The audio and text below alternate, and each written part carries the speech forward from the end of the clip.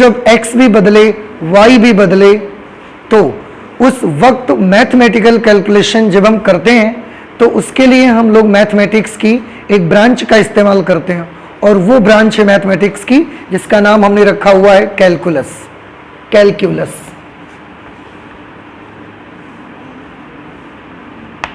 ठीक है।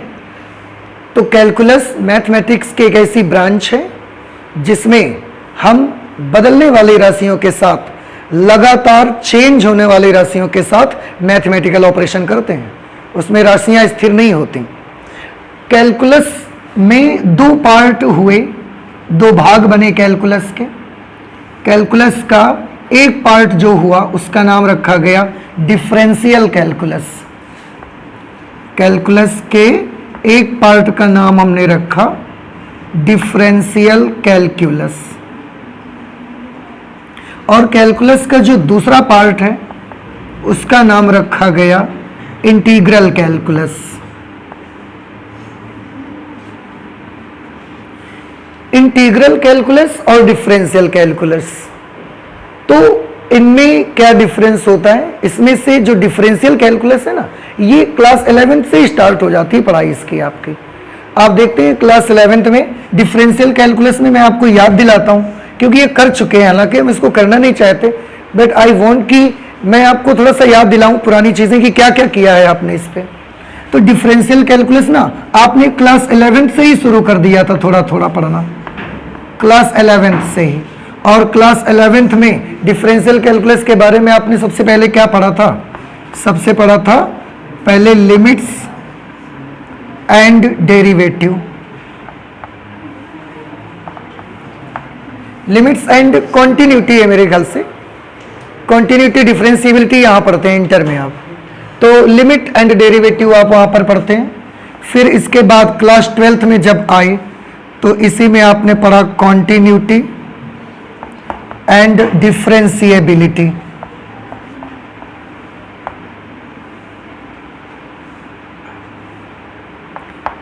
Continuity and differentiability, सततता और अवकलनीयता, ये आपने पढ़ा। इसके बाद आपने डिफरेंशिएशन पढ़ा, डिफरेंशिएशन स्टडी किया, मतलब आपने अवकलन पढ़ा। डिफरेंशिएशन के बाद आपने एप्लीकेशन ऑफ डिफरेंशिएशन स्टडी किया,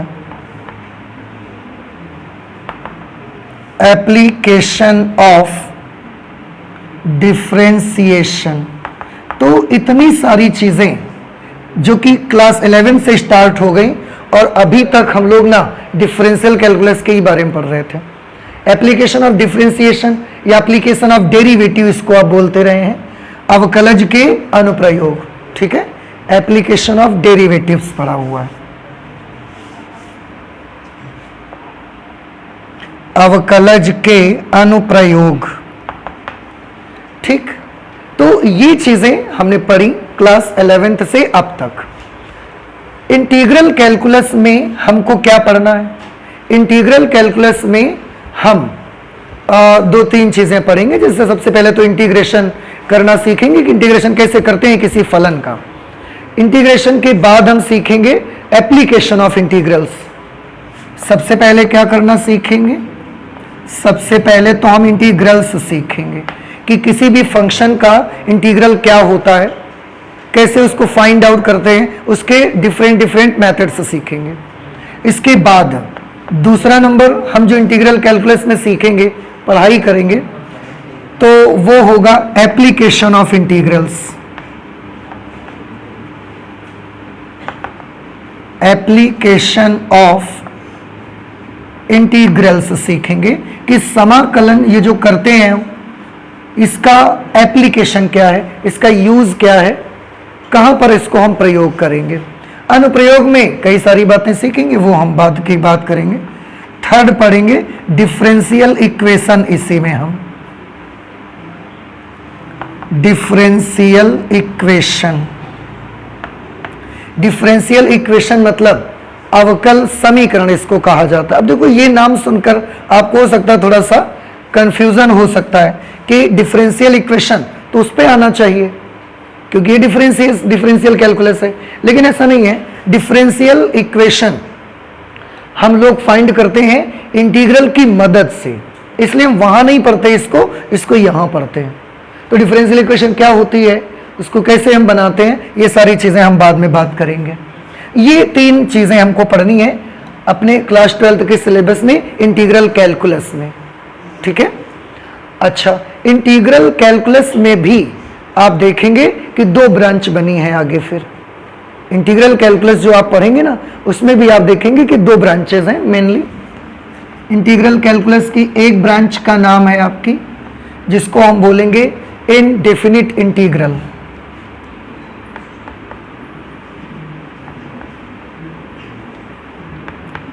इनडेफिनिट इंटीग्रल्स, ठीक है, जिसे हम हिंदी में बोलते हैं अनिश्चित समाकलन।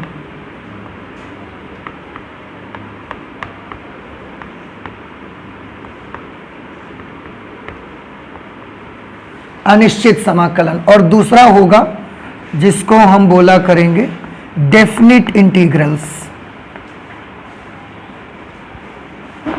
डेफिनिट इंटीग्रल्स मतलब निश्चित समाकलन। निश्चित समाकलन। तो इंटीग्रल कैलकुलस में भी ये 2 पार्ट्स आपके रहा करेंगे पढ़ने के लिए, जिसमें एक अनिश्चित समाकलन होगा इनडेफिनिट इंटीग्रल्स, और दूसरा होगा डेफिनिट इंटीग्रल्स निश्चित समाकलन, ठीक है। इनडेफिनिट इंटीग्रल्स और डेफिनिट इंटीग्रल्स ये दोनों हमको क्या सिखाते हैं, जैसे डिफरेंशियल कैलकुलस जब आपने पढ़ा है, आपने कुछ भी किया हो, इतने 4 चैप्टर आपने जो कुछ भी पढ़ा है ना डिफरेंशियल कैलकुलस में, क्लास 11th से लेकर 12th तक और अब तक जो भी पढ़ा गया है इस मैथमेटिक्स की ब्रांच में, इसमें आपने मेनली आप जानते हैं, आपने जाने अनजाने केवल 2 ही काम किए हैं बस। एक काम आपने ये किया हुआ है कि आपने रेट ऑफ चेंज निकाला, मेनली एक ही काम आपने किया है, एक तो रेट ऑफ चेंज आपने निकाला है, और दूसरा किसी भी वक्र के किसी बिंदु पर स्पर्श रेखा की प्रवणता निकाली है, बस और कुछ नहीं किया आपने। समझ रहे हैं हमारी बात को, ठीक है। तो आपने मेनली कौन कौन से काम किए हैं, 2 ही। एक तो आपने किया है rate of change, rate of change आपने किया हुआ है। रेट ऑफ चेंज को कैसे आप लिखते थे, रेट ऑफ चेंज को d d x of y लिखा जाता था, एक्स के सापेक्ष वाई के परिवर्तन की दर। और दूसरा आपने किसी भी कर्व के किसी भी बिंदु पर स्लोप आपने निकाला है, that is again d d x of y. D d x of y का मेनली मतलब आप जानते हैं क्या होता है, मैं आपको बताऊं, अभी मैं इस पर बाद में आता हूं, इसकी और डिटेल करके हम आपको दिखाएंगे। इस पे आ जाते हैं, अभी आप क्या समझ लें, डिफरेंशियल कैलकुलस में आपने मेनली बस यही एक चीज सीखी हुई है कि अगर किसी भी वक्र का x के सापेक्ष आप अवकलन कर देंगे तो हम उस वक्र के स्पर्श रेखा की प्रवणता हमने निकालना सीखा हुआ है ना। रेट ऑफ चेंज हमने सीखा d d x of y. अभी इसकी और डिटेल पे आएंगे, पहले हम उस पर बताते हैं कि अनिश्चित समाकलन और निश्चित समाकलन में आप मेनली क्या सीखोगे। मेनली तो दोनों आप करोगे ना, उसमें दोनों ही किसी भी वक्र के नीचे किसी भी वक्र से घिरा हुआ क्षेत्रफल निकाला करेंगे आप। मेनली उसमें जो करना है आपको मुख्य रूप से क्या करना है, area bounded by the curve. जाने अनजाने आप जो कुछ करोगे area bounded by the curve ही निकालते रहोगे आप। तो अनिश्चित समाकलन और निश्चित समाकलन दोनों में हम फिलहाल मैं एक चीज और आपको बताऊं, इसमें से जो आपका अनिश्चित समाकलन हुआ करेगा इनडेफिनिट इंटीग्रेशन, इसमें आपका मुख्य मकसद ये रहता है कि आप किसी भी वक्र के फैमिली की इक्वेशन आप पता लगाते हैं, वक्र की नहीं, वक्र के परिवार की इक्वेशन आप पता लगाते हैं। वक्र के परिवार का मतलब आपने बूढ़े बुजुर्ग लोगों से सुना होगा, परिवार को वो लोग कुल भी कहा करते हैं। तो परिवार के कुल की, उस वक्र के कुल की समीकरण निकालना सीखेंगे हम। Equation of family of curve,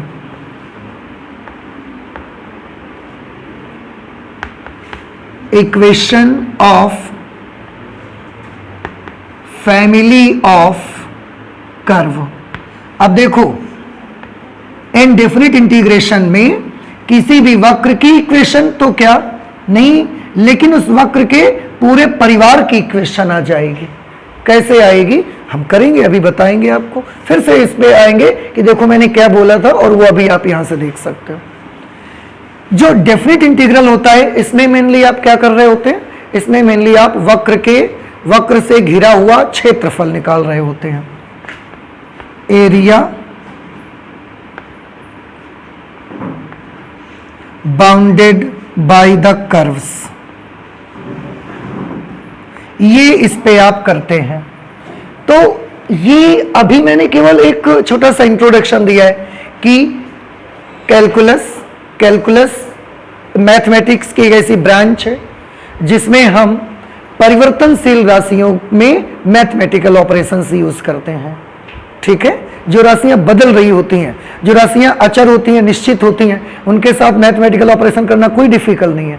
but when the quantities are changing, at that situation we do the mathematical operations. That branch of mathematics is known as calculus. उसे हम कैलकुलस बोलते हैं। कैलकुलस की दो ब्रांचेस बने, differential calculus, integral calculus. Differential calculus में इतनी सारी चीजें पढ़ते हैं, इंटीग्रल कैलकुलस में इतनी सारी चीजें पढ़ेंगे, अभी पढ़ा नहीं है उसको हमने। इंटीग्रल कैलकुलस में भी दो पार्ट आपको मिलेंगे, एक होगा अनिश्चित समाकलन, एक होगा निश्चित समाकलन। अनिश्चित समाकलन आपसे अधिकतर क्या करवाया करेगा, अनिश्चित समाकलन आपसे अधिकतर हमेशा किसी भी वक्र के कुल की समीकरण आपसे निकलवाया करेगा। देखेंगे कैसे, ये क्यों कहा जा रहा है आपको। इसके बाद निश्चित समाकलन जो होगा उसमें हम किसी वक्र से घिरा हुआ क्षेत्रफल निकाला करेंगे। वक्र से घिरा हुआ क्षेत्रफल, area bounded by the curves, वक्रों से घिरा हुआ क्षेत्रफल निकालेंगे। आज हम इसका जिक्र नहीं करेंगे, ये आपकी स्टडी में धीरे धीरे आएगा, बाद में आएगा थोड़े दिन बाद। अभी आज हम केवल इसकी स्टडी करेंगे। ठीक है, तो कैसे ये सब कुछ होता है, पहले तो मैं इसके बारे में थोड़ी सी चीज आपको बताना चाहूंगा, एक बार याद दिलाएंगे। हो सकता है आपको नहीं बताया अभी तक हमने, तो वो बताएंगे और इसके बाद हम इंटीग्रेशन में आ जाएंगे। आप एक काम करें, आप इसे नोट कर लीजिए और इसके बाद हम आपको आगे की बात बताते हैं। ठीक है, जल्दी से नोट कर लीजिए। डिफरेंशियल कैलकुलस में अभी मैंने बताया कि आप मेनली क्या निकालते हैं, स्लोप।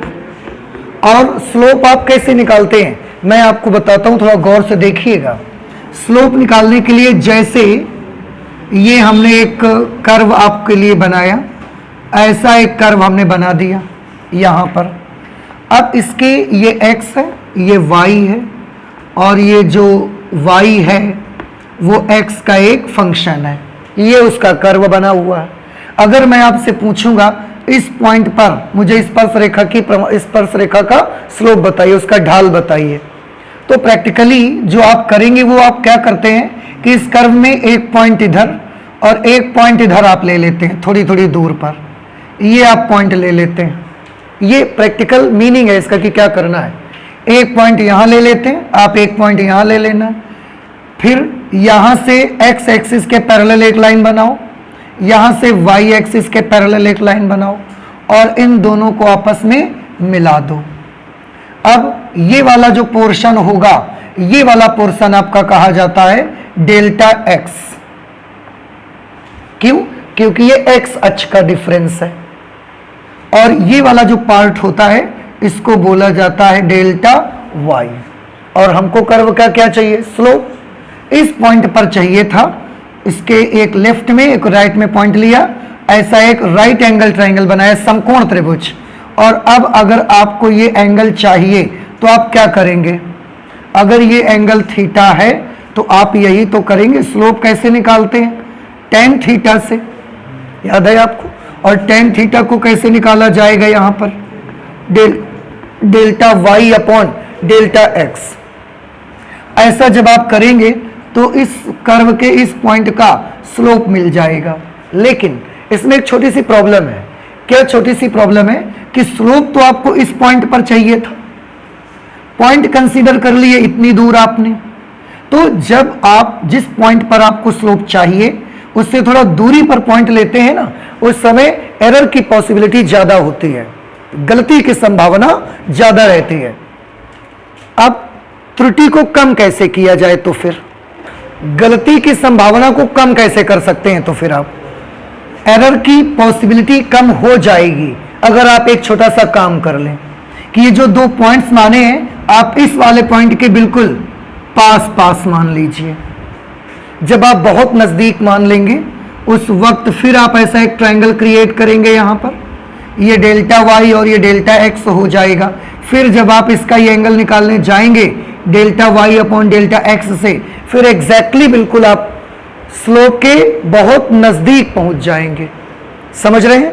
तो इन पॉइंट्स को कैसा लेना पड़ेगा, आपको बहुत पास पास लेना पड़ेगा। उस सिचुएशन पर देखो, यहां पर अगर हम ऐसे परपेंडिकुलर ड्रॉप करते हैं तो ये x1 मान लो, इसको क्या मान लो x2, x अक्ष पर है ना, यहां से यहां तक का डिस्टेंस x1, यहां से यहां तक का डिस्टेंस x2। ऐसे ही ये जो छोटा सा यहां पर आया हुआ है ये और ये यहां पर ये डिस्टेंस हमने मान ली y1 और ये पॉइंट कौन सा मान लिया y2। उस वक्त जब आप स्लोप निकालेंगे तो मैंने क्या बोला कि एरर की संभावना बिल्कुल कम हो जाएगी और आप स्लोप के बहुत नजदीक पहुंच जाएंगे। जो आपकी एक्चुअल वैल्यू होगी वो उसके काफी करीब हो जाएंगे आप, और ये delta y upon delta x निकल आएगा। लेकिन आप सोचिए कि उसके लिए करना क्या पड़ा है आपको। और एक चीज, डेल्टा वाई हम किसको कह रहे हैं? डेल्टा वाई तो हम इसको कह रहे हैं ना, ये डेल्टा वाई, और इसको क्या बोल रहे हैं डेल्टा एक्स। तो क्या आप फिगर देख के बता सकते हो एक्चुअली डेल्टा एक्स किसके बराबर है? x2 minus x1। देखो यहां से यहां तक का डिस्टेंस क्या है x1 और यहां से यहां तक का डिस्टेंस क्या है x2, और ये डिस्टेंस कितनी होगी? तो फिर ये डिस्टेंस कितनी होगी? ये डिस्टेंस होगी x2 माइनस x1, और इसी को हम क्या बोल रहे हैं डेल्टा x। इसी तरह से ये डिस्टेंस जिसको आप क्या बोल रहे हैं डेल्टा y, ये किसके बराबर होगा y2 माइनस y1। तो स्लोप निकालने के लिए ना हमने एक्चुअली क्या किया, इससे भी पहले मैं आपको ये दिखाऊंगा कि tan थीटा बराबर लंब बटे आधार ही तो करते हैं, लंब बटे आधार। तो लंब की जगह पर क्या आएगा y2 माइनस y1 और आधार की जगह पर x2 माइनस x1, क्योंकि ये y का डिफरेंस है और ये x का डिफरेंस है। इसी को हम क्या लिख देते हैं delta y upon delta x। और इसकी एग्जैक्ट वैल्यू के करीब आप कब हो सकते हैं? एग्जैक्ट वैल्यू के करीब तब हो सकते हैं जब ये पॉइंट बहुत पास पास लिए जाएं, इतने पास पास लिए जाएं कि ये डिस्टेंस जो हो ना इन दोनों के बीच ये लगभग जीरो को अप्रोच करे। जीरो मत हो लेकिन इतनी छोटी हो कि वो जीरो को अप्रोच करे, टेंड्स टू जीरो। अगर ऐसा हो जाएगा, limit delta x tends to zero अगर हो जाएगा, उस वक्त आपको स्लोप की एग्जैक्ट वैल्यू मिल सकती है। और इसी को हमारी मैथमेटिक्स में हम क्या लिखा करते थे d d x of y. याद आ रहा है कुछ आपको? नहीं समझ में आया? तो एक्चुअली ये क्या है y2 minus y1 upon x2 minus x1 से स्टार्ट हुआ, पर हमने देखा कि इससे और इसी को सिंबल में हम ऐसा लिख सकते हैं क्योंकि y का डिफरेंस है, ये x का डिफरेंस, पर इससे जो रिजल्ट हमको मिलेंगे वो हमको उतने एग्जैक्ट नहीं मिलते हैं। इसलिए हम चाहते हैं कि स्लोप हमको बड़ा बिल्कुल अच्छे से मिले, सही स्लोप मिल जाए। उसके लिए अब आप देख रहे हैं कि पॉइंट दूर लोगे तो उतना स्लोप अच्छा नहीं मिलेगा, आपको पॉइंट नजदीक लेना पड़ेगा, और जब नजदीक लेंगे तो ये डेल्टा एक्स की वैल्यू बहुत छोटी होती चली जाएगी, और हमने यहां थोड़ी बड़ी बना के दिखाई नहीं तो आपको दिखेगी नहीं फिर। तो हम चाहते हैं कि डेल्टा एक्स जीरो का अप्रोच करे, इतना छोटा हो ये, और उस वक्त इसी को मैथमेटिक्स हमारी ये अलाउ करती है कि आप लिख सकते हो। इसलिए स्लोप के लिए हम ये सूत्र लगाते हैं फिर डिफरेंशियल कैलकुलस में, ठीक है? ओके, अब डिफरेंशियल कैलकुलस में आपने स्लोप निकाला, आपने d d x of y निकाला। स्पेशली आपने किया कि आप जानते हैं आपने 2 काम किए हैं। एक, आपने डिफरेंस किया है, डिफरेंस। दूसरा, आपने डिवीजन किया है, इधर y का आपस का डिफरेंस, यहां एक्सेस का आपस में डिफरेंस, और उसके बाद आपने इसके डिफरेंस से इसके डिफरेंस को डिवाइड कर दिया। तो डिफरेंशिएशन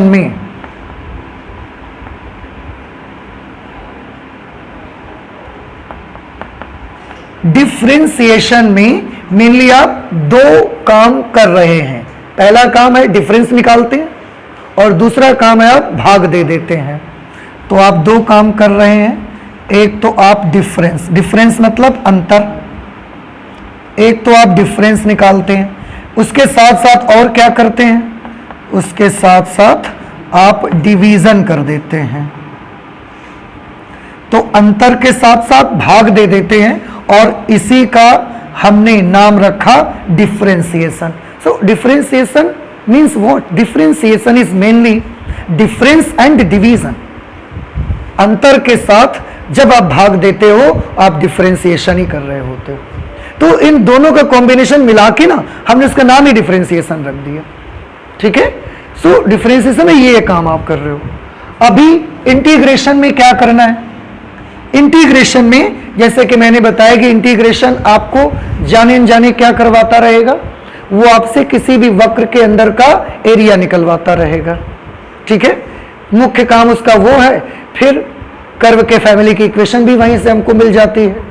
लेकिन मेन वर्क इंटीग्रेशन का ये है कि वो वक्र के अंदर का क्षेत्रफल निकलवाता है। कैसे निकालते हैं थोड़ा ध्यान से देखिएगा। ये मैंने एक कर्व बनाया,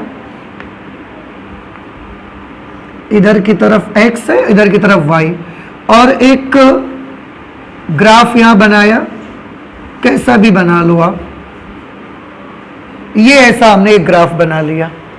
अब हम चाहते हैं कि हम इसके अंदर का यहां से लेकर के x1 से लेकर और x2 पॉइंट तक का इसका पूरा एरिया निकालें।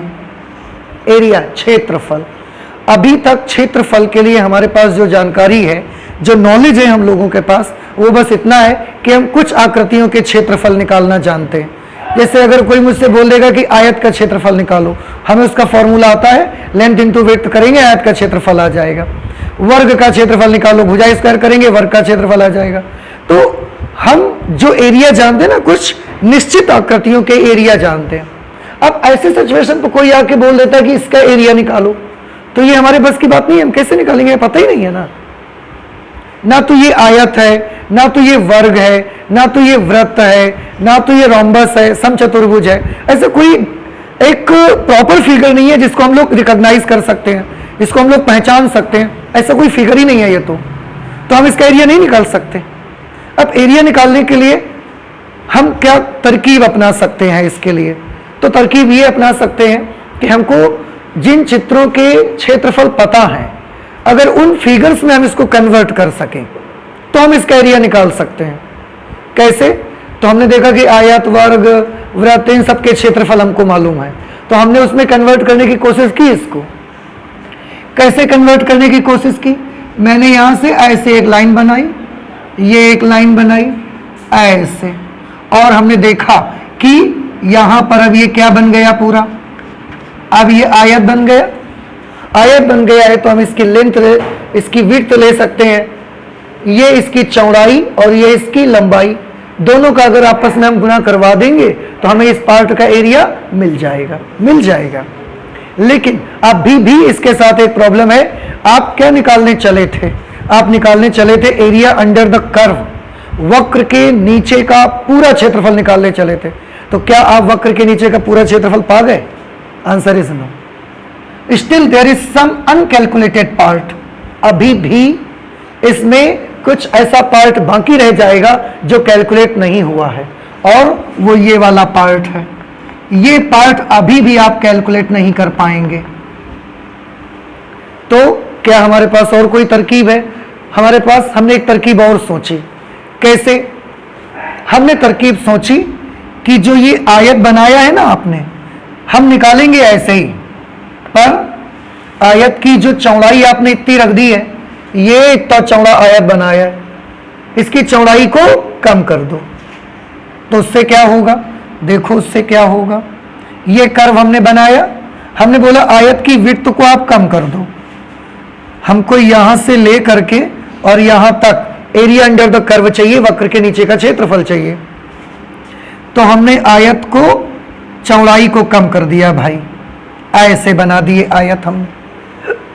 अब देखो पहले ये आयत इतना चौड़ा था, अब आयत की चौड़ाई कम हो गई, चौड़ाई तो कम हो गई, आयतों की संख्या बढ़ गई। लेकिन अब बात समझ में आ रही, चौड़ाई तो कम हो गई, अच्छा हुआ, पर नंबर ऑफ रेक्टेंगल्स तो बढ़ गए आपके। अब नंबर ऑफ रेक्टेंगल्स बढ़ गए, पर फिर भी हम मान लेते हैं कि चलो इसमें इतना अनकैलकुलेटेड पार्ट बच रहा था, ये कवर हो जाए, बस आयतों की संख्या बढ़ जाए तो बढ़ जाने दो यार, पर वो तो निकल आएगा आंसर। तो हमने इससे निकालने की कोशिश की कि क्या यहां से बनेगा। हमने देखा यहां पर भी कुछ प्रॉब्लम्स आ रही हैं। कैसे?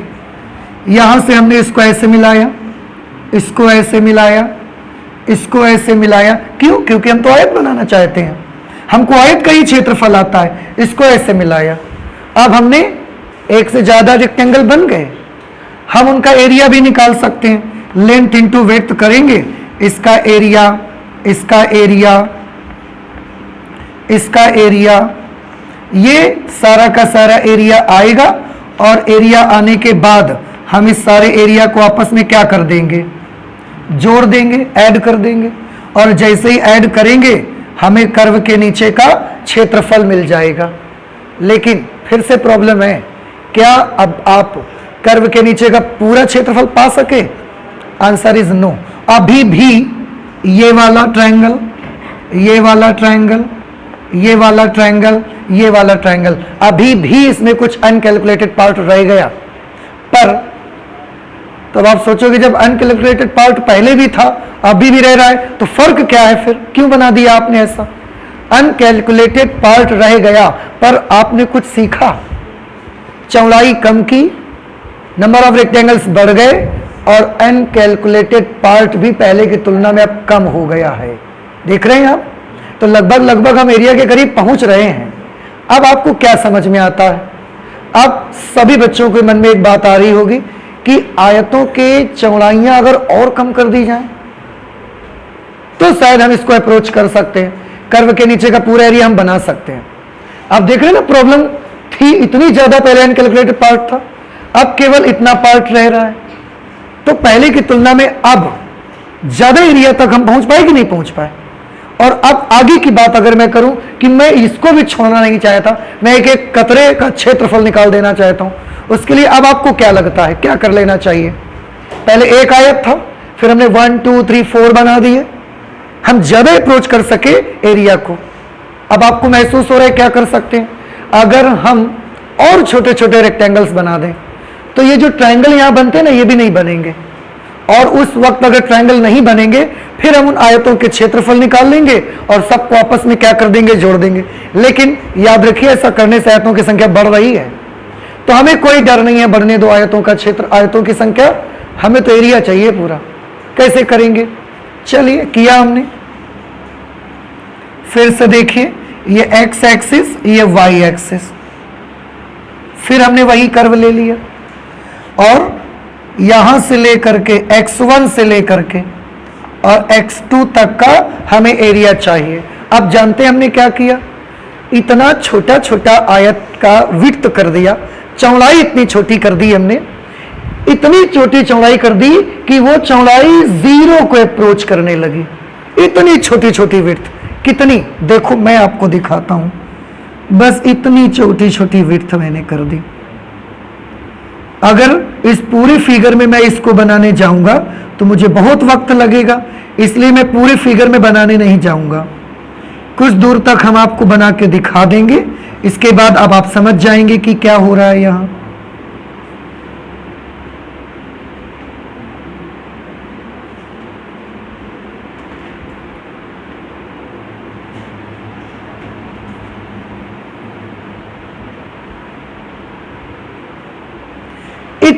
इतनी चौड़ाई हमने उसकी कम कर दी। देखिए, तो अब ये क्या चीज है? ये पॉइंट तो x1 है, पर ये चीज क्या है? देखो, ये चौड़ाई है, चौड़ाई को हमने कितना छोटा कर दिया? लगभग 0 के अप्रोच करने लगा।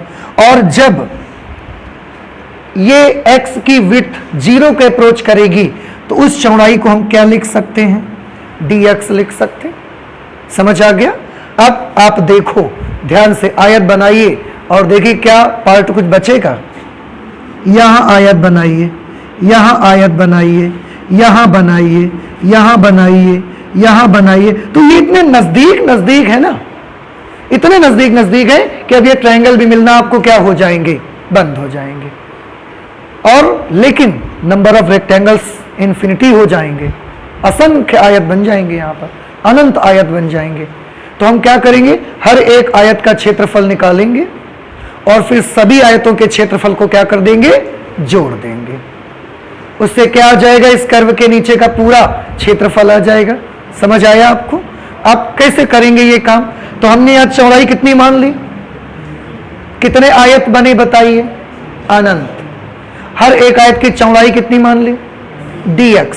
लंबाई सभी आयतों की अलग अलग होगी। कैसे, आप देखो ना, ये आयत जब यहां पर बनेगा आपका तो इसकी लंबाई थोड़ी ज्यादा है, और जो आयत ये वाला बनेगा, पहला वाला रेक्टेंगल, इसकी लंबाई थोड़ी सी कम है। तो लंबाई सबकी अलग अलग होगी, पर चौड़ाई हमने बराबर कर लिया है, dx dx dx dx सबको।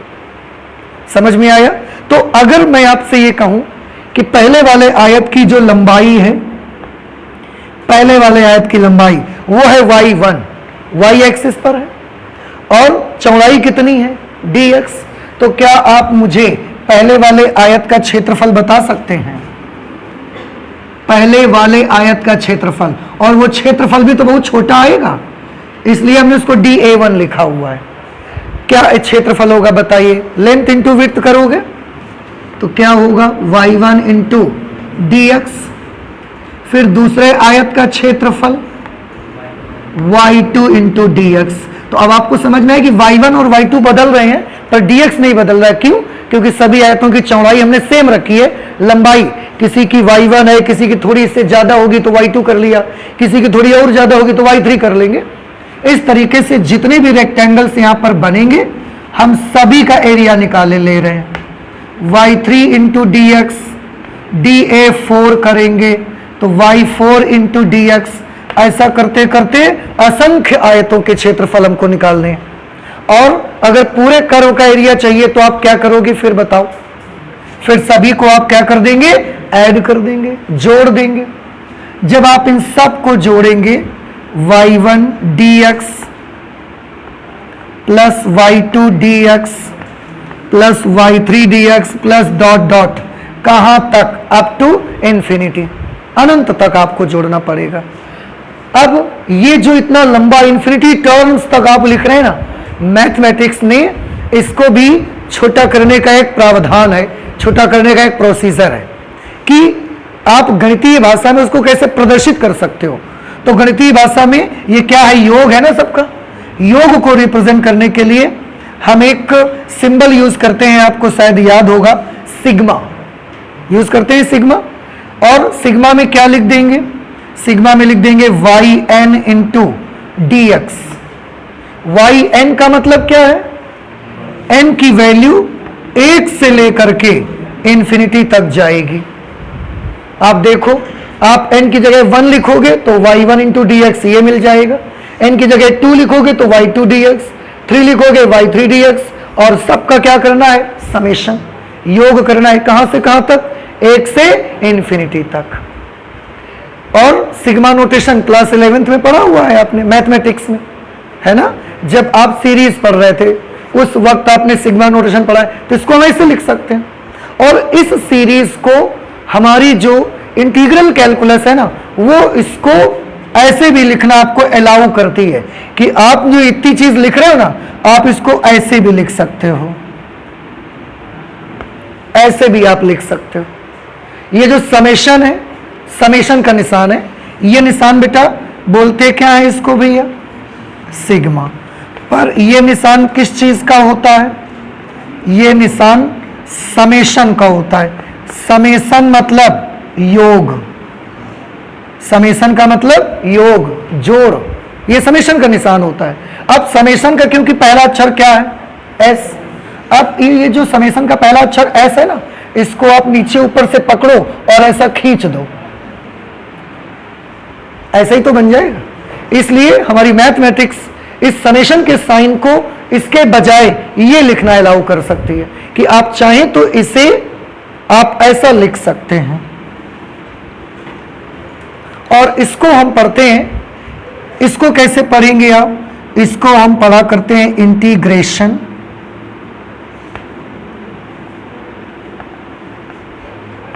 Of y, integration of y with respect to x, with respect to x, x के सापेक्ष वाई का समाकलन, ये इसको हम पढ़ा करेंगे। अब देखो ये सब करते करते हम कहां तक पहुंच गए, इंटीग्रेशन तक पहुंच गए। पर इंटीग्रेशन के लिए मेनली आपने किया क्या है, क्या आपने गौर किया? इंटीग्रेशन के लिए आपने जो काम किया है ना, यहां लिख दूं मैं, है ये उसका पार्ट, पर वहां मेरे पास जगह नहीं है, मैं यहां लिख रहा हूं। आप देखिए इंटीग्रेशन के लिए आपने क्या किया हुआ है। देखो इंटीग्रेशन के लिए सबसे पहले आपने क्या किया, सबसे पहले y और dx के क्या कर डाले हैं, गुणा। गुणा मतलब मल्टीप्लिकेशन। तो सबसे पहले आपने मल्टीप्लिकेशन किया हुआ है।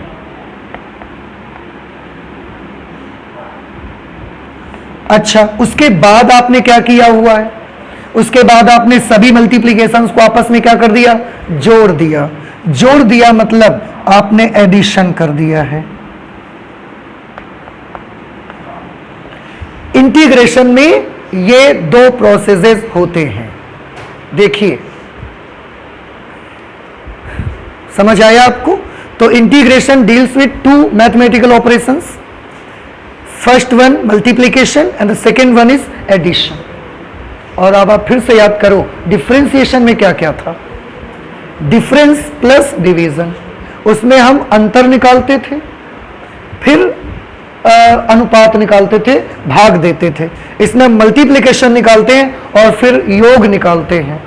समझ आ रही बात कुछ आपको? अच्छा, अब आप इसे नोट कर लीजिए, ये चीज समझ आई आपको? आप इसे नोट कर ले, इसके बारे में मैं और भी कुछ चीजें आपको बताता हूं, आप ध्यान से देखिए। तो डिफरेंशिएशन में आपने दो प्रोसेसेस यूज की, एक डिफरेंस और दूसरा डिवीजन। इंटीग्रेशन में आपने जो दो प्रोसेसेस यूज की उनमें से एक है एडिशन और दूसरा है मल्टीप्लिकेशन। इन दोनों को गौर से देखिए, एक साथ लिखे हैं मैंने, आपको नहीं लगता कि एक दूसरे के उल्टे हैं? बिल्कुल। डिफरेंस का ऑपोजिट इनवर्स, अंतर का व्युत्क्रम योग और भाग का व्युत्क्रम गुणा। देख रहे हैं? और इसी बेसिस पर हम कह सकते हैं that integration is the inverse process of differentiation, कि जो समाकलन होता है वो अवकलन की विपरीत प्रक्रिया का नाम है। कुछ बात समझ आ रही है हमारी? तो यहां से हम एक लाइन और नोट कर सकते हैं। क्या नोट कर सकते हैं? समाकलन अवकलन की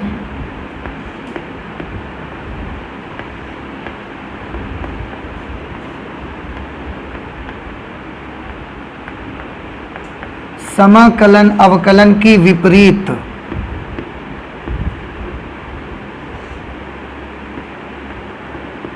प्रक्रिया को कहा जाता है।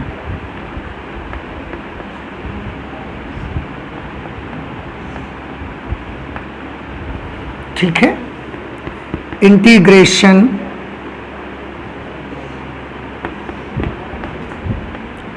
इज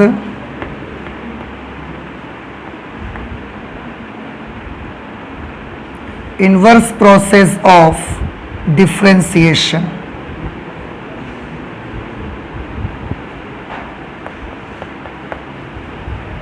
अवकलन की विपरीत प्रक्रिया को ही समाकलन कहा जाता है। एक चीज पहले मैं आपको बताता हूं, थोड़ा ध्यान से आप देखिएगा। अगर कोई भी फंक्शन हम आपको दे दें, जैसे कि हमने एक ये फंक्शन आपको दे दिया और बोल दिया कि इसका अवकलन करिए। क्या बोल दिया हमने कि इसका आप क्या करिए, अवकलन करिए। हम दो भाषाओं में आपसे बात कर सकते हैं। पहला हम आपसे बोल सकते हैं कि इसको डिफरेंशिएट करिए। दूसरा हम ये भी आपको बोल सकते हैं कि इसको x के सापेक्ष अवकलन कीजिए। अब देखो दोनों में फर्क है ना। पहली बात हमने क्या बोल दिया कि इसको डिफरेंशिएट कीजिए, यानी कि इसका अवकलन कीजिए। दूसरा हम ये भी बोल सकते हैं कि इसका x के सापेक्ष अवकलन कीजिए। तो जब हम बोलेंगे x स्क्वायर का अवकलज, और हम क्या बोल सकते हैं आपको, x स्क्वायर का x के सापेक्ष अवकलज।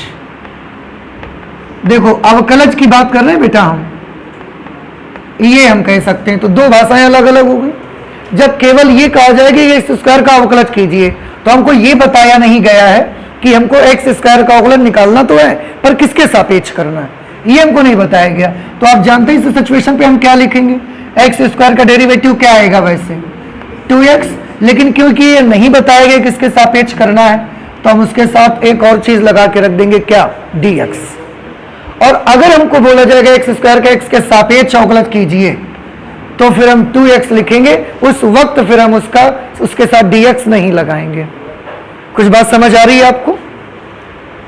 जैसे कोई हमसे बोलेगा कि साइन x का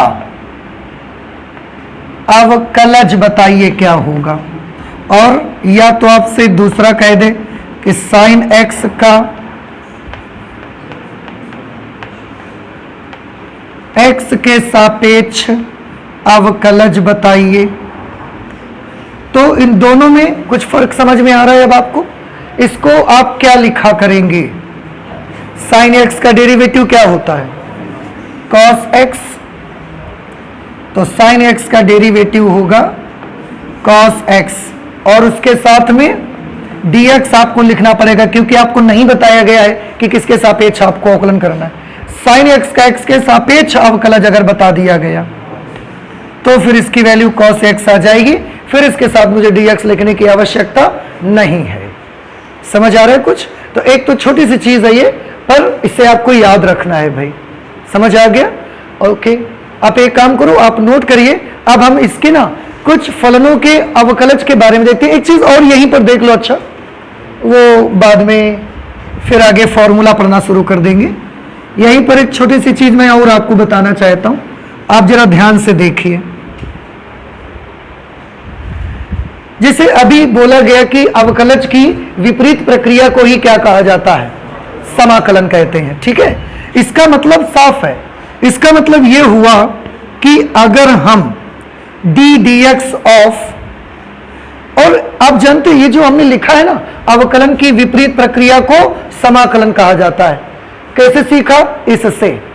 हमारे पास इसका एक एग्जाम्पल भी है, मैं आपको उससे भी बता सकता हूं, और ये बड़ा इंटरेस्टिंग है। देखो पहले उसको देखो। मान लिया कि हमारे पास y1 एक फलन है, और हम उसका अवकलन किसके सापेक्ष कर रहे हैं, x के सापेक्ष कर रहे हैं। थोड़ा ध्यान से देखिएगा, y1 फलन है, उसका अवकलन x के सापेक्ष कर रहे हैं। मान लिया इसकी वैल्यू कितनी आ गई, y2।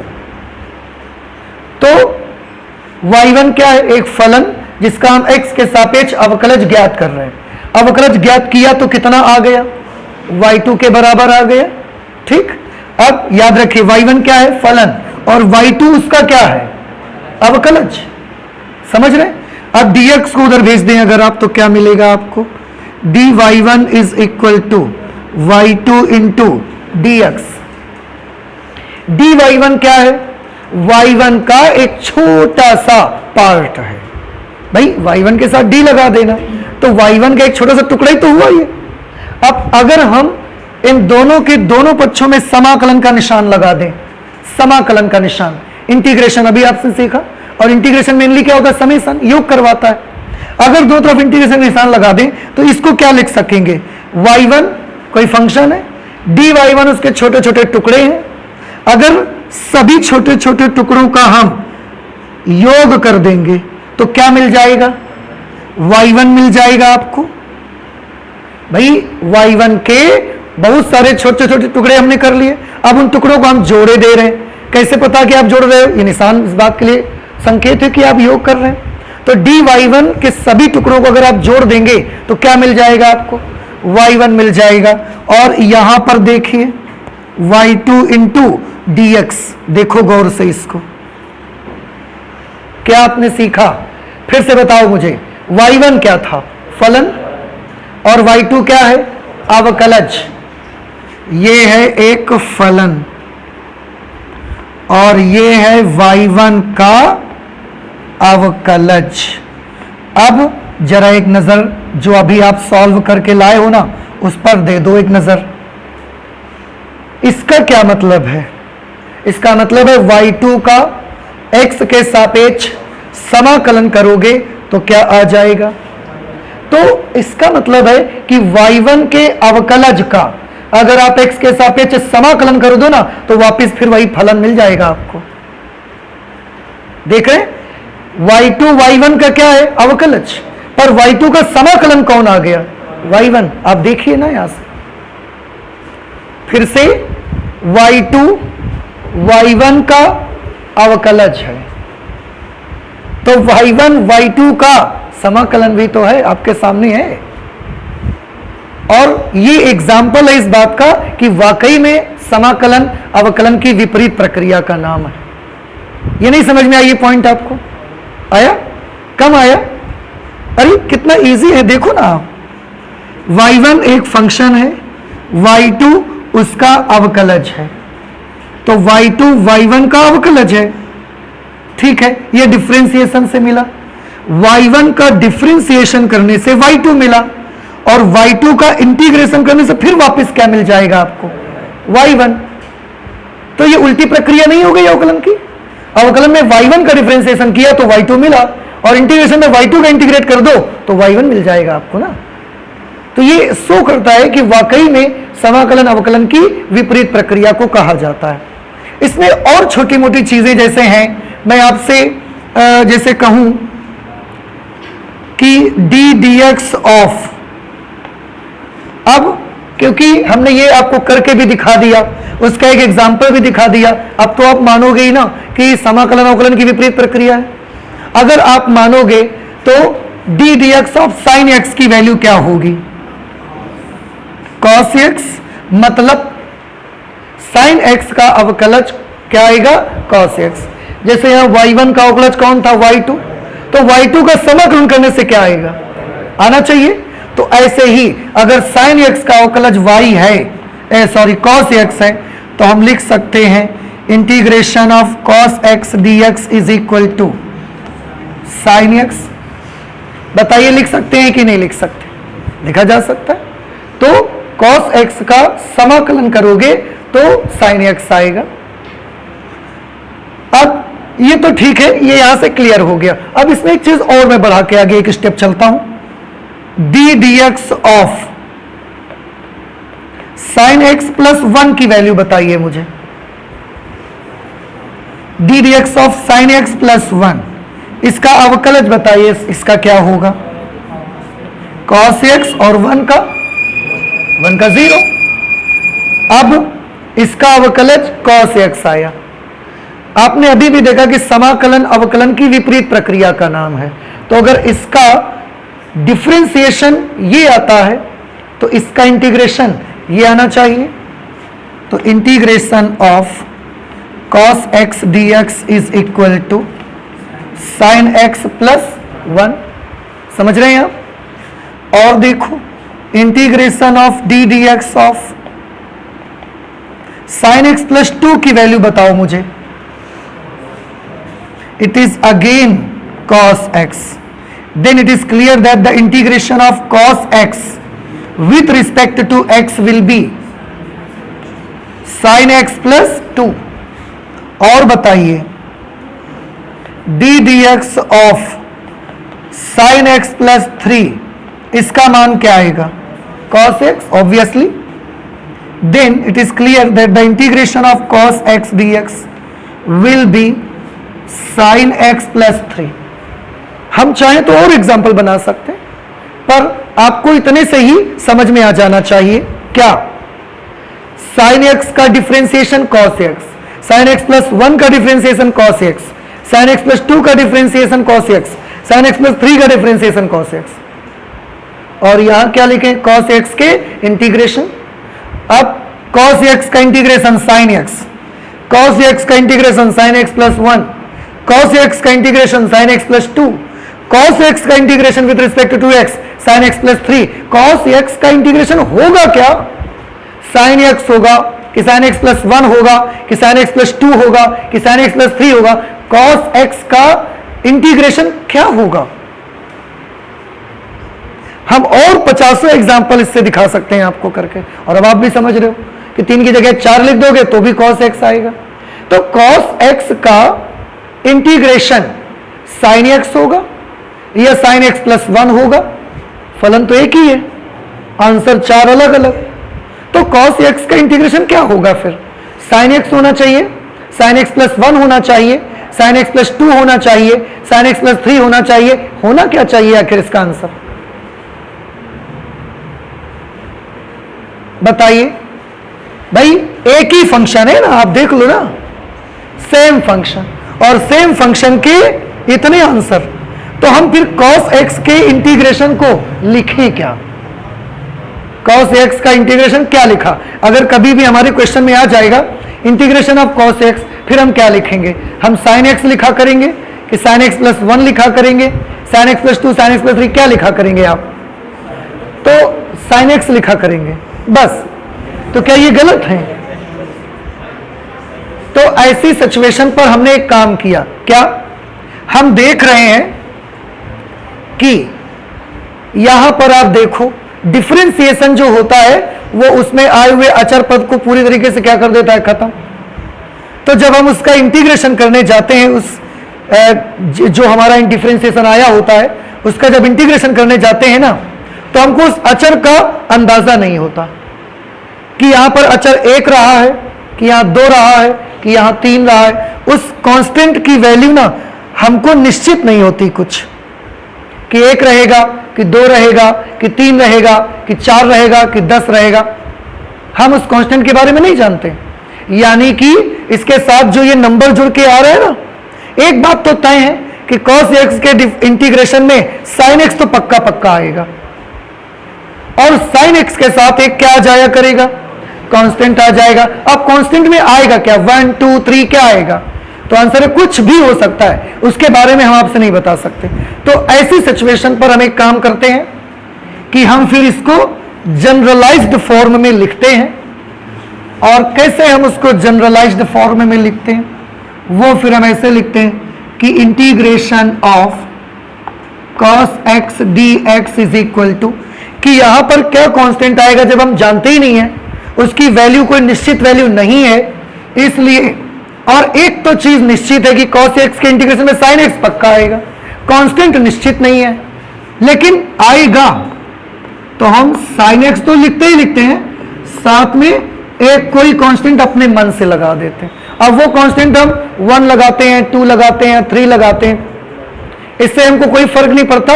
हम ऐसा कोई नहीं लगाएंगे, हम उसकी जगह पर कांस्टेंट c लगा दिया करते हैं फिर। और अब आप एक चीज देखिए, ये कांस्टेंट निश्चित होता है कि अनिश्चित होता है? अनिश्चित है, इसकी जगह 1 भी हो सकता है, 2 भी हो सकता है, बहुत कुछ भी हो सकता है। आप इसकी जगह कुछ भी हो सकता है, हम नहीं जानते क्या होगा। तो ये कांस्टेंट कैसा है? अनिश्चित है। ये कांस्टेंट इंडेफिनिट कांस्टेंट है, अनिश्चित अचर है, इसका कोई मान निश्चित नहीं है। इसको हम बोलते हैं कांस्टेंट ऑफ इंटीग्रेशन। इसको और क्या बोलते हैं आप? कांस्टेंट ऑफ इंटीग्रेशन, ये इसका नाम होता है, समाकलन का अचर। सुन रहे हैं, समझ रहे हैं आप कुछ? अच्छा, और एक चीज देखो, क्योंकि हम जब भी समाकलन करेंगे किसी फलन का आज के बाद, तो अब याद रखिएगा उसके साथ ये आपको लगाना ही है, सबके साथ आपको लगाना है। ऐसा नहीं है कि सिर्फ हम cos x का कर रहे हैं इसलिए लगा रहे हैं, ऐसे बहुत सारे फंक्शन होते हैं जिनके एग्जाम्पल हम इस तरीके से आपको लेके करा सकते हैं। पर अब आपको भी समझ में आ रहा है कि समाकलन करते वक्त अचर पद निश्चित नहीं रहेगा, निश्चित नहीं रहेगा, इसलिए तो हमने सी लगाया। और ये कांस्टेंट इनडेफिनिट कांस्टेंट है बेटा, यही रीजन है, यही रीजन है कि इसके साथ मुझे एक इनडेफिनिट कांस्टेंट लगाना पड़ता है। इस समाकलन का नाम ही रख दिया इनडेफिनिट इंटीग्रेशन। इस टाइप के समाकलन का नाम हमने क्या रख दिया?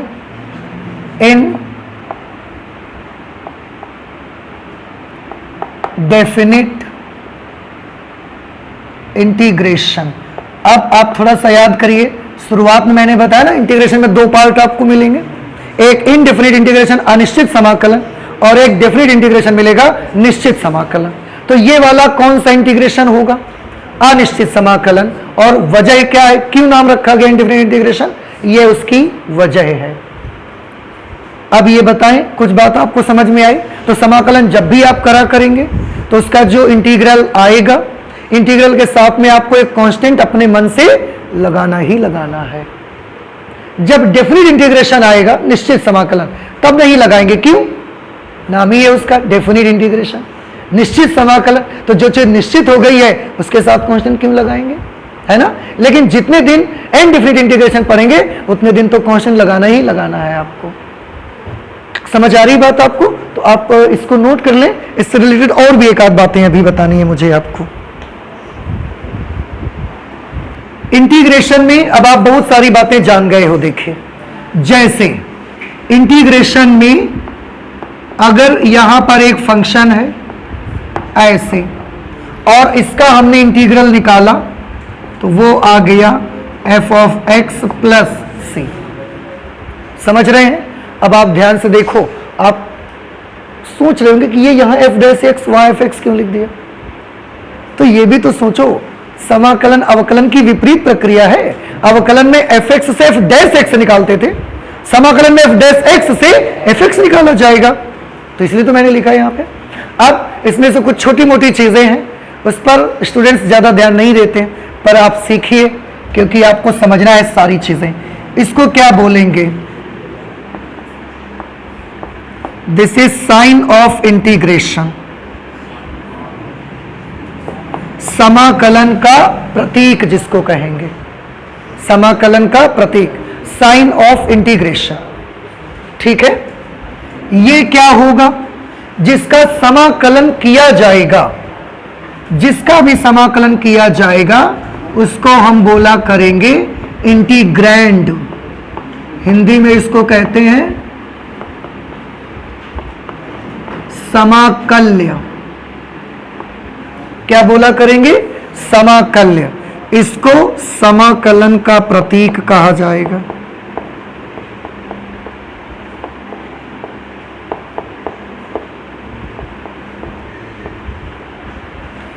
ये x क्या होगा? यहां पर ये होगा वेरिएबल ऑफ इंटीग्रेशन।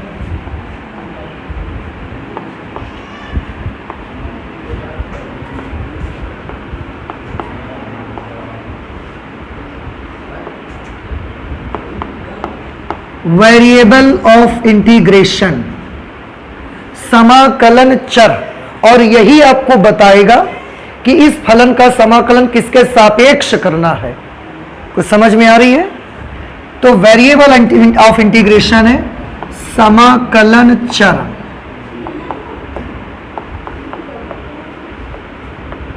ये समाकलन चर है। जब समाकलन हो जाएगा उससे एक आंसर आएगा आपका, इसको क्या बोलेंगे आप? इसको बोला जाएगा इंटीग्रल। इंटीग्रल बोलेंगे इसको, और इसका हिंदी नाम होगा समाकल।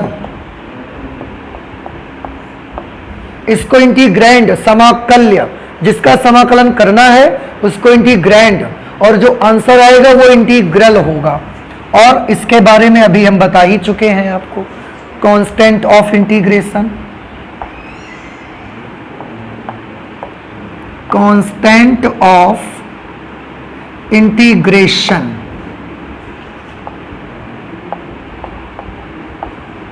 और ये कांस्टेंट निश्चित होता है कि अनिश्चित? अनिश्चित। और इसीलिए इस प्रकार के समाकलन को अनिश्चित समाकलन कहते हैं। तो ये एक होता है। और इसको पढ़ेंगे कैसे आप? इसको आप पढ़ा कैसे करेंगे? देखो कैसे पढ़ेंगे इसको। हम पढ़ेंगे इंटीग्रेशन ऑफ एफ, या आप एफ ऑफ एक्स कह सकते हो। इंटीग्रेशन एफ डैश एक्स है ना, तो एफ डैश लगा लो फिर यहां पर। Integration of f dash x with respect to x, x के सापेक्ष एफ डैश एक्स का समाकलन। समझ में आया? तो ये देखो यहां इंटीग्रैंड आया, यहां इंटीग्रल आया, और यहां इंटीग्रेशन आ रहा है। इंटीग्रेशन प्रोसेस का नाम है, प्रक्रिया का नाम है। इंटीग्रल इसका नाम है, इंटीग्रैंड जिसका समाकलन करोगे उसका नाम है। तो फिर इंटीग्रेशन किसका नाम है? इंटीग्रेशन प्रक्रिया का नाम है। प्रोसेस जो आप यूज कर रहे हो वो प्रोसेस है। So integration is just a process, प्रक्रिया को कहा जा रहा है। समझ आ रहा है आपको? तो ये इंटीग्रेशन से रिलेटेड चीजें। अब इसमें हमारा कुछ चीजें बची हुई हैं, जैसे अभी हमें ये बचा हुआ है कि ये तो सारा कुछ हमने इसका बेसिक कंप्लीट कर लिया है। अब देखना ये है कि अलग अलग फंक्शंस के लिए क्या फॉर्मूले बने हुए हैं, और कुछ नया नहीं है। अगर किसी फलन का अवकलन आपको आता है तो उसका समाकलन भी आपको आता है। समझ लीजिए क्यों? अगर इस फंक्शन का अवकलन करने से ये मिलता है तो इसका समाकलन करने से ये फंक्शन वापस मिल जाएगा। तो अगर आपको इसका अवकलन आता है तो इसका समाकलन करने से कन्फर्म है कि वो मिल जाएगा हमको। बस इतनी सी चीज।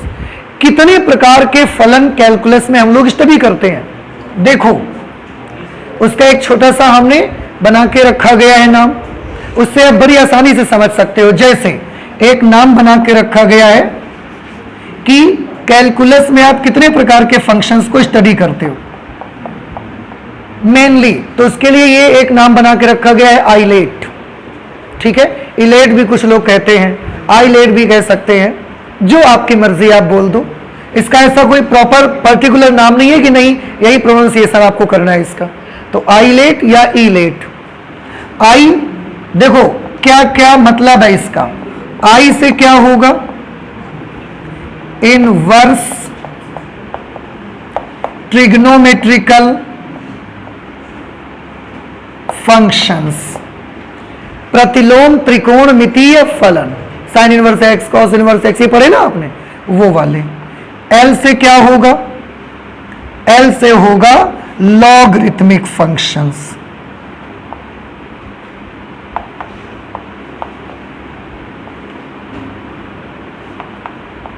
Logarithmic functions.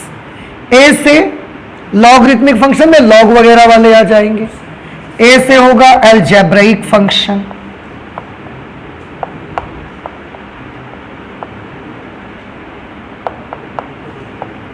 Algebraic functions.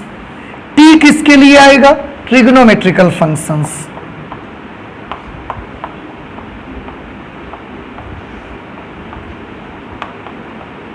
Trigonometrical functions. और ई किसके लिए आएगा? Exponential functions. और इन सब के बारे में अवकलन करते समय जिक्र किया गया है। इसको बोलते हैं, याद होगा, चरघातांकी फलन। याद आ रहा है आपको कुछ? तो कैलकुलस में मेनली बस इतने प्रकार के फंक्शंस को हमने स्टडी करना है।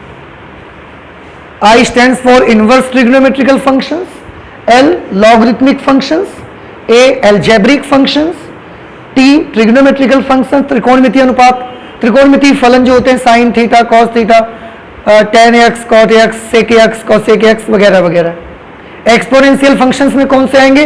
e to the power x, a to the power x, ये वाले इस पे आएंगे। अलजेब्रिक फंक्शन में x to the power n है, x स्क्वायर x क्यूब, ये वाले अलजेब्रिक में आएंगे। लॉगरिथमिक में लॉग वाले आएंगे। इनवर्स ट्रिग्नोमेट्रिकल में प्रतिलोम त्रिकोणमितीय फलन आएंगे। अब आज हम लोग मैथमेटिक्स में इतने रखेंगे, पर अगली क्लास में क्या करेंगे एक एक फंक्शन यहां से उठाते जाएंगे और देखेंगे कि उसके इंटीग्रेशन के लिए क्या फॉर्मूला बना हुआ है। कुछ आप समझ रहे हैं मेरी बात को? एक एक फंक्शन से यहां से उठाएंगे और इंटीग्रेशन में इस टाइप की किसी भी फलन के लिए क्या फॉर्मूला बना है, और उसी वक्त यह भी हम आपको बताएंगे कि आखिरकार कैसे जब एंड डिफरेंट इंटीग्रेशन आप करते हो तो आखिरकार किस तरह से वो कर्व की एक फैमिली को रिप्रेजेंट करता है, ये भी हम वहां पर सीखेंगे। तो आज मैथमेटिक्स में इतना ही रख लेते हैं, चलते ही मिलते हैं आगे फिर पढ़ाई के लिए कल। Okay, thank you.